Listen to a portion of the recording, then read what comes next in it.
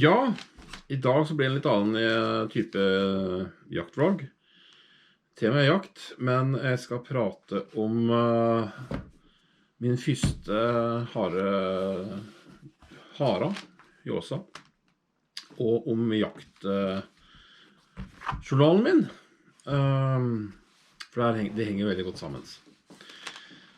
Jaktjournalen min, det er da noen løse ark satt inn i en perm, som jeg skrev i, jeg tror det var året i 83 og 84. Og der jeg har da skrevet om jaktturene mine. Ikke så ulikt det jeg driver på med i dag i forhold til det jeg driver på med her på YouTube, der jeg da dokumenterer jaktturene mine. Og det begynte med, og første dato i jaktloggen er 27.11. Der har jeg skrevet en del ark om den dagen. Grunnen til det er at den dagen så skjøt jeg min første Jåsa, og jeg skjøt mitt første rådyr. Så det var en innholdsrik dag, og det inspirerte meg åpenbart til også å skrive om det, eller skrive det ned. Så derfor så vet jeg at 27.11. i 83 så skjøt jeg altså min første Jåsa og første rådyr. 38 år senere så var det samme dag som far min nå døde på da. Så det er en litt spesiell dato for meg, på mange måter. Jaktjournalen er da bygd opp på den måten her, at her har jeg da, på hvert ark da, som jeg skriver på begge sider, jeg har laget på sånne illustrerte da, med litt sånn dekorative elementer. Her har det vært et bilde som dette ut. Her er det et bilde, og sånn er det utover hele der da, med forskjellige illustrasjoner og så videre. Blanding av illustrasjoner og bilder. Og så er det, jeg har hatt sånn hålforsterker på enkelte arker, men her på den bakerste her så mangler det, så der har det da, siden da ødelagt dessverre. Det kan hende jeg fikser på. Uansett, jeg tenkte jeg nå skulle lese min første jakt, eller første jaktfortelling fra jaktjournalen, altså den dagen som jeg skjøt både en hara og et rådyr. Og så er det viktig å ha i mente her at på den tiden så var jeg var ikke fylt 15 år enda. Det var en ganske tidlig i karrieren. Jeg hadde jo på det tidspunktet der, altså det er vel samme som i dag, at du kunne jakte lovlig fra du var 14 år, og jeg hadde jo da allerede betalt jegeravgifta, så jeg var lovlig jeger på det tidspunktet. Jeg hadde nok jakta noen år før det, uten at jeg husker akkurat når jeg begynte å jakte, men jeg tipper jeg begynte å jakte. Jeg vet i hvert fall at jeg fikk første hagla mi 2 år før det her. Så jeg hadde i hvert fall jakta med den hagla i 2 år før det. Men på et tidspunkt her så bruker jeg en annen hagle enn den første hagla mi. Ok, her skal jeg da leser jeg ifra den jaktjournalen. Jeg, Tor, pappa og Steinar kom fram til Svartkjøndalen 8.20. Kvikk og Heidi, Steinars dunker, var også med. Kvikk, bare for å nevne det, er da en sveiterstøver som var født, mener jeg, i februar i 82, så han var snart, på det tidspunktet her, så var han da snart 2 år gammel. Vi gikk til Svartkjøn og videre opp dal mot lensmannshytta. Her var det løgnere, for det blåste temmelig sterkt. Hundene hadde ikke merket noe spesielt oppover, så vi regnet med at det var dårlig resultat. Da jeg tok av meg sekken, merket jeg at halvparten av mjølka hadde rent ut, noe som i grunn var ergerlig da pappa og jeg skulle dele 1 literflaske. Dette var før vi brukte termos her. På den tiden der så var termosene ofte sånn der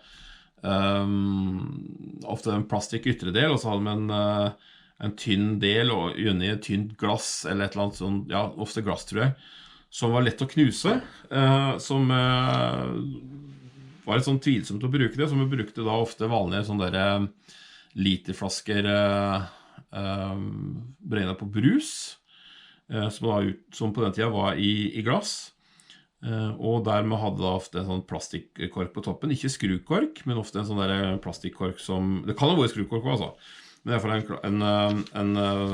en plastikkork på toppen som, ja, jeg hadde knapt skrudd korken på plass før vi hørte Kvik velkjente aus på Leikfestene på neste linje. Så det betyr rett og slett det at det var skrukork, men det var dårlig skrudd til. Jeg hadde knapt skrudd korken på plass før vi hørte Kviks velkjente aus på Leikfjell. Jeg og Tor besluttet å dra oppover mot toppen. Kvik var sannsynligvis ved de store myrene når vi var ved toppen.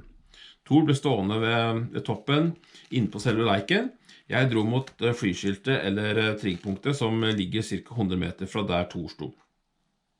Da jeg var kommet til flyskiltet hørte jeg skikkelig aus, et tap. Egentlig var det meningen å ta en liten sveiv til triggpunktet og tilbake til Tor, men da jeg hørte beskriket ble jeg stående. Jeg er litt sånn forvirret at jeg mener det der, for da hører jeg et skikkelig aus, og så stod det tap. Og så deretter hørte jeg mener at det var et beskrik, så det er liksom litt motstridende her, men det var kanskje at jeg var litt forvirret selv over terminologien.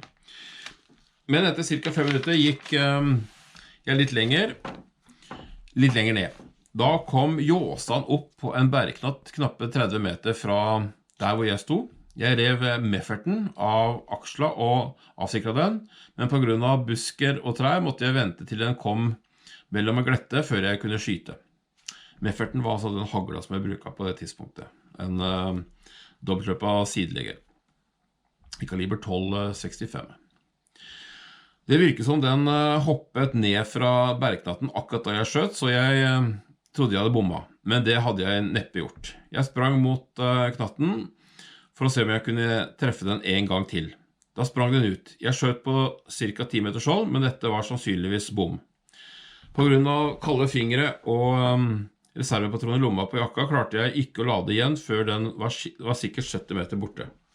Den stoppet hele tiden, nærmest for å trekke pusten, men det var antageligvis på grunn av skrudsåra. Jeg trodde hele tiden jeg hadde bommet, og at Tor ville klare å ta den. Klokka var da mellom 9:30 og 9:45. Men Tor løsnet ikke noe skudd. Litt etter kom pappa og Steinar. De kunne ikke forstå at jeg hadde bommet med 2 skudd. 10 minutter etter jeg hadde skutt mot haren kom Kvik. Etter litt rot og fram og tilbake fant han den. I mellomtiden hadde også Tor kommet det. Han kunne fortelle at han hadde sett noe hvitt som plutselig var blitt borte. Sannsynligvis haren. Det var en liten tass, knapt halvparten så stor som den pappa hadde skutt om tirsdagen. Det her er selvfølgelig noe som hadde skjedd før denne fortellingen her til plass da. Og det var at pappa hadde vært ute og så skyte en hara for Kvik i Vikoa før dette her var dette antar jeg var på en søndag, jeg mener huske det. Men på tirsdagen før så hadde han å skyte en annen også for Kvik. Kvik hev i seg innmaten, både det ene og det andre, med like stor appetitt. Vi fant litt brisk som vi tettet dem med, og fant en bålplass hvor vi fyrte opp. Da vi hadde nørt opp, kom også Heidi. Hun hoppet opp etter haren, men fikk heldigvis ikke tak i den. Det ville i tilfelle ikke vært første haren hun hadde spist opp på Leikfjell. Ja, det er litt sånn intern humor dette her. Godt og vel en time etter dro pappa og Steinar ned mot Bellerås med bikkjene. Jeg og Tor ble igjen ved bålet. Etter ca. 10 minutter hørte vi en av hundene igjen. Tor tok da igjen posten ved toppen, mens jeg gikk mot oppkastet, ned mot hytta. Etter en halvtime gikk jeg tilbake til Tor. Vi besluttet å ta hver vår drev langs kanten for å høre etter hundene. Jeg gikk langs kanten mot Tåpali og lensmannshytta. Da jeg kom så langt at jeg ville gå mot bålet, fløy det ut et rådyr. Jeg skjøt et skudd, og råkte, i hvert fall mente jeg det. Det danset rundt i ring og løp videre med beinskade i frambeinet, mente jeg. Jeg løp opp der den hadde vært, men kunne ikke se det. Da hørte jeg Heidi. Det var hun som hadde los etter det. Og det var ikke jeg som hadde skremt det opp, men som jeg trodde. Klokka var da 12 når jeg skjøt. Jeg satte hagla igjen ifra meg og tok av geværreima. Da Heidi kom, leide jeg henne til bålet hvor Tor overtok. Han holdt bikkja mens jeg gikk en tur for å se etter rådere, men jeg fant ikke. Jeg gikk så og ropte etter pappa og Steinar, men nyttesløst. Så jeg lånte pappas saur av Thor. Den hadde nemlig grovere hagl enn medførten min. Jeg gikk igjen en runde, men ingen råder nå heller.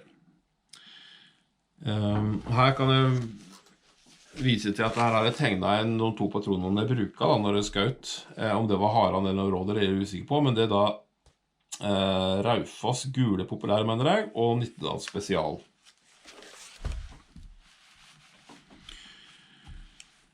Da jeg kom tilbake var Steinar kommet, og vi gikk alle ut og ropte etter pappa. Da han kom gikk jeg og han for å se etter rådere. Etter en 10 minutters tid skilte vi lag, og jeg gikk ned mot oppkastet mens pappa fortsatte å lete inn på selve fjellet. Etter noen få minutter ropte pappa. Da hadde han funnet rådere under en granbusk knapt 50 meter fra bålstedet. Etter en liten stund kom også Kvikk, som hadde vært borte. Og vi kunne begi oss på hjemveien, på hjemturen. Thor og Steinar tok bikkjene, mens jeg og pappa tok rådere. Pappa hadde hugget en uttørket brisk som vi la mellom beina på rådere. Skal vi se, den her er rådyrgeita, tror jeg det skal stå. Det var en kort, men strevsom tur. Så det var altså historien om den gangen som her er det da fra bålplassen. Det var altså da historien om den gangen som jeg skjøt mitt første Jåsa og første rådyr. Og som dere kan skjønne her, så var det ikke, så måtte jeg bruke 2 skudd på Jåsaen. Den datt ikke på plassen, og gjorde heller ikke rådere. Og det er klart at når du skyter med hagl på rådyr, det har jeg gjort på et annet rådyr også, så er det jo slik at da har du ikke den samme effekten som et rifleskott gjør. Men dette var i hvert fall historien min om det første Jåsaen og det første rådyret mitt.